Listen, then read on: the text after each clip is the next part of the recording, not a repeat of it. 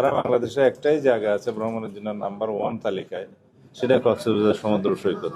এটাকে আমাদের জাতীয় এবং আন্তর্জাতিক মানে আমাদের উন্নত করতে হবে।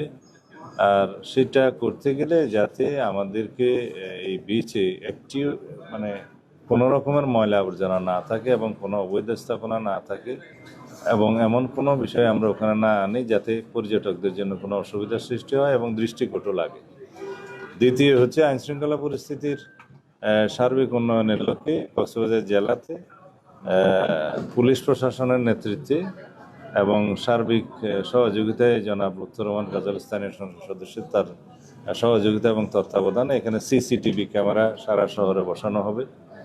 3 নম্বর হচ্ছে মাদক এবং জুয়া, অনলাইন জুয়া, এগুলো বন্ধের জন্য আমরা যা কিছু প্রয়োজন সর্বোচ্চ প্রচেষ্টা করব। সেই জন্য আমরা পরিকল্পনা গ্রহণ করার জন্য আইনশৃঙ্খলা বাহিনীকে যারা এখানে সংশ্লিষ্ট আছে সবাইকে অনুরোধ করেছি। মাদক দ্রব্য নিয়ন্ত্রণ অধিদপ্তরের কর্মকর্তাবৃন্দ, পুলিশ বাহিনী, র্যাব, বিজিবি সবাই এখানে সহযোগিতা করবেন। আমরা মাদক মুক্ত সমাজ গড়তে চাইলে আমাদেরকে প্রথমে কক্সবাজারের এই টুকিয়া, টেকনাফ এবং আমাদের এই রুটটা মাদক চোরাচালানের বন্ধ করতে হবে এবং মাদকের প্রচার বাণিজ্য সব কিছু আমরা এখানে বন্ধ করতে হবে। 3 নম্বর ইস্যু হচ্ছে আমরা কি বলেছিলাম, হ্যাঁ, ট্রাফিক সিস্টেমের উন্নয়নের জন্য আমাদের মন্ত্রণালয়ের পক্ষ থেকে আরও কিছু জনবল এখানে দেয়া হবে। তখন এখানে ট্রাফিক সিস্টেমের আমরা উন্নয়ন করতে পারবো। আর টমটমের সংখ্যা আর বৃদ্ধি হবে না। অযান্ত্রিক গাড়ি, নন মোটরাইজ ভেহিকেল যেগুলো আছে ব্যাটারি চালিত, এগুলোর সংখ্যা আর বৃদ্ধি হবে না। এবং লাইসেন্স নবায়নের ক্ষেত্রে যথেষ্ট কেয়ারফুল হতে বলা হয়েছে। সর্বোচ্চ সংখ্যক যেটা নির্ধারণ করা হয়েছে সেটার উপরে কখনোই আর যাবে না। ক্রমান্বয়ে যেগুলো ড্যামেজ হবে সেই সংখ্যাটা আর ফিল আপ করা হবে না। সেই জায়গাটা খালি থাকতে থাকতে আস্তে আস্তে এগুলোর সংখ্যা কমানো হবে। আর এক লাইসেন্সের অধীনে যেন একাধিক এই সমস্ত টমটম বা নন মোটরাইজ ভেহিকেল না চলে, সেটা যথেষ্ট নজর দেওয়া হবে। যার লাইসেন্সে একাধিক এরকম বাহন চলবে তার লাইসেন্স বাতিল হবে। এইভাবে একটা সুশাসনের মধ্যে নিয়ে আসতে হবে। আর গরিব মানুষরা যাতে কষ্ট না পায় সেই দিকটাও আমরা লক্ষ্য রাখবো। এর বাইরে আরও অনেক কিছু আমরা সিদ্ধান্ত নিয়েছি যেগুলো আপনারা জানতে পারবেন। জেলা প্রশাসনের পক্ষ থেকে এগুলো রেজলিউশন আকারে প্রচার করা হবে।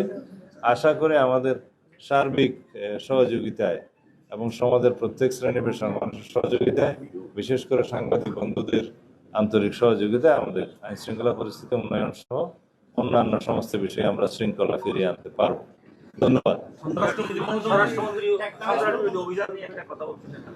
সন্ত্রাস বিরোধী অভিযান তো আমরা জোরদার করছি। আজকেও গতকালকে রাত্র চট্টগ্রাম এলাকায় একটা সিরিয়াস নেচারের আমরা অপারেশন করেছি, যৌথ অপারেশন করা হয়েছে। এগুলো আপনারা দেখতে পাবেন। আমরা কোনো সন্ত্রাসীকে, অস্ত্রধারীকে, কোনো চাঁদাবাজকে, সংঘবদ্ধ কোনো ক্রিমিনালকে আমরা আইনের বাইরে থাকতে দেবো না, আইনের আওতায় নিয়ে আসবো। সেটা আমাদের প্রতিজ্ঞা, প্রতিশ্রুতি এবং জনপ্রত্যাশাও তাই।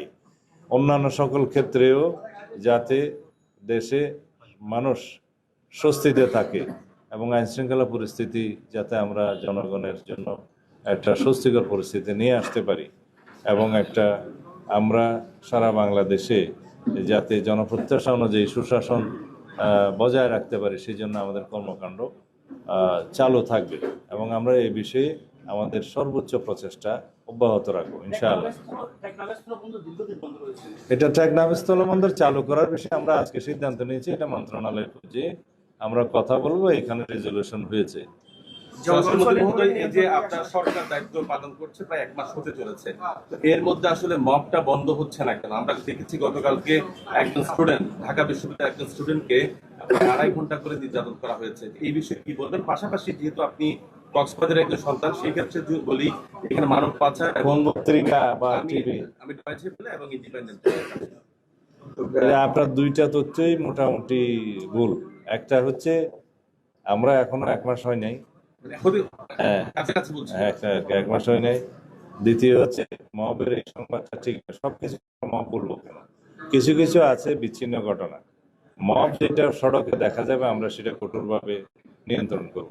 কিছু জিনিস আছে যে একটা নির্ধারিত ক্রাইমের ডেফিনিশনের মধ্যে পড়ে, ডেফিনিশনের মধ্যে হয়তো কাউকে ডিটেইন করে কেউ টর্চার করেছে, এটা মব নয়, এটা একটা নির্ধারিত ক্রাইম। এটা ক্লাসিফিকেশন আছে, সংজ্ঞা আলাদা আছে। এই হিসাবে যেন আমরা জিনিসগুলো দেখি, তবে আমরা বাংলাদেশে মব কালচারকে এই কখনো আর এগোতে দেব না, এটা বন্ধ করতে হবে এবং এটা বাংলাদেশ থেকে বিলুপ্ত হবে ইনশাআল্লাহ। মাঠ পাশের